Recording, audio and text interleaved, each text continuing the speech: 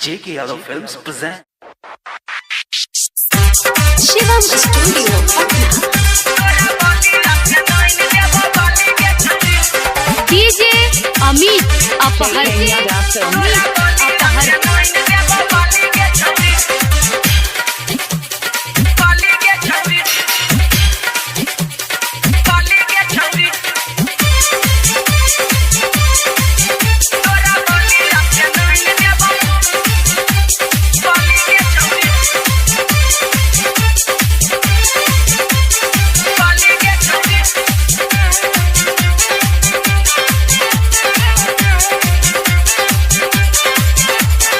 चले गे छौरी मकैया वाला खेत में,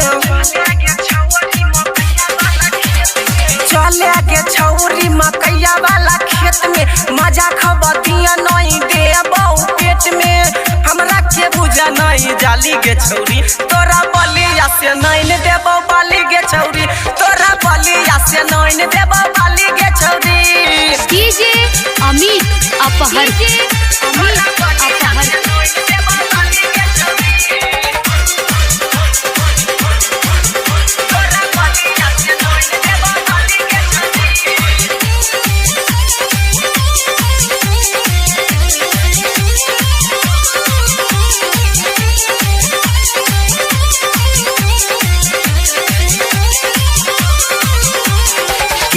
लइका के जवानी के जरैली हे, जब जब मन भेल पूर्वे से करैली।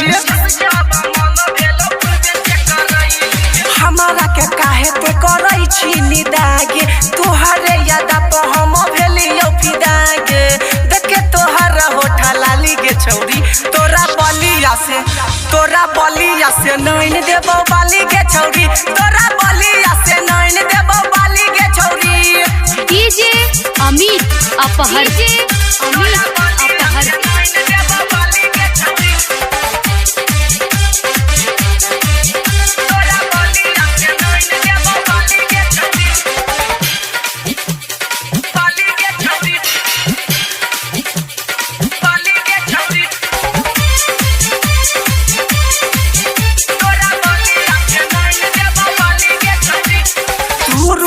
अंकित के दिल धर कैली, सौरभ यादव के काहे सतैली।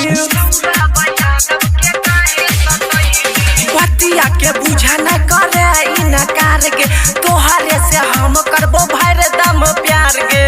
दे दे तनी गो छाली गे छौरी, तोरा बलिया से नैन देबो बाली गे छौरी, तोरा बलिया से नैन देबो बाली गे छौरी, तोरा बलिया से नैन देबो बाली गे छौरी, तोरा खगड़िया से नैन देबो लाली गे छौरी। चले गे छौरी मकैया वाला खेत में,